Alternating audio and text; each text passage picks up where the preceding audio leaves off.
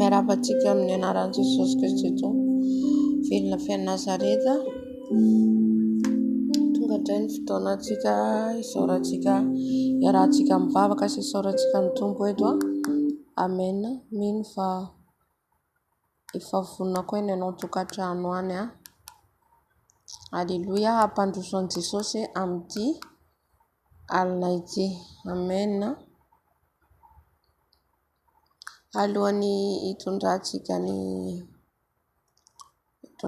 ny mivavaka fisaorana dia maka tenin'Andriamanitra antsika ato amin'ny tantara voalohany. Tenin'Andriamanitra vakintsika ato amin'ny tantara voalohany, toko faha 40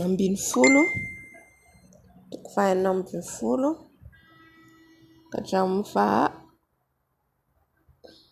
tantara voalohany toko faha 40 andiny faha 9 safady ka hatramin'ny faha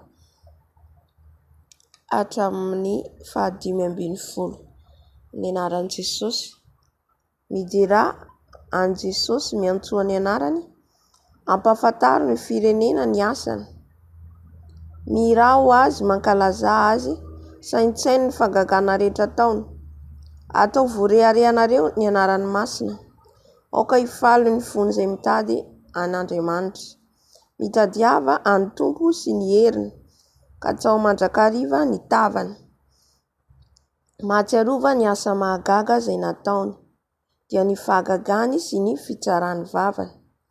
Ianareo taranak'Israely mpanompony, ianareo taranak'Israely mpanompony, ianareo olom-boafidy ny taranak'i Jakoba.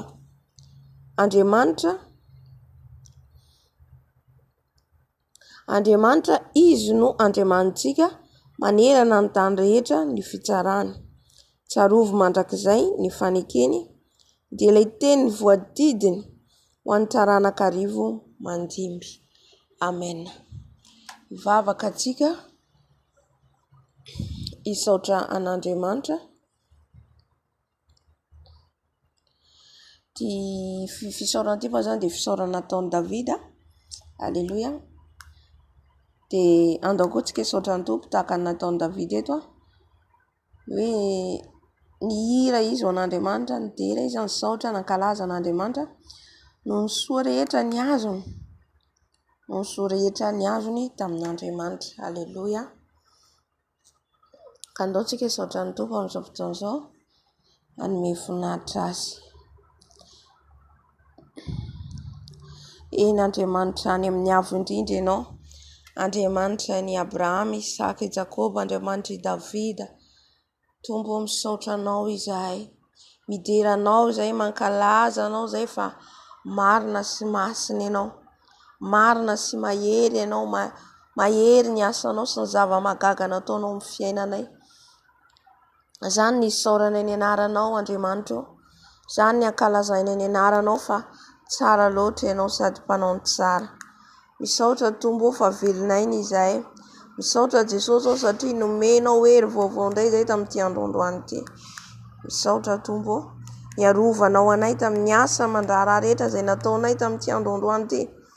Tsy namelanay irery ianao.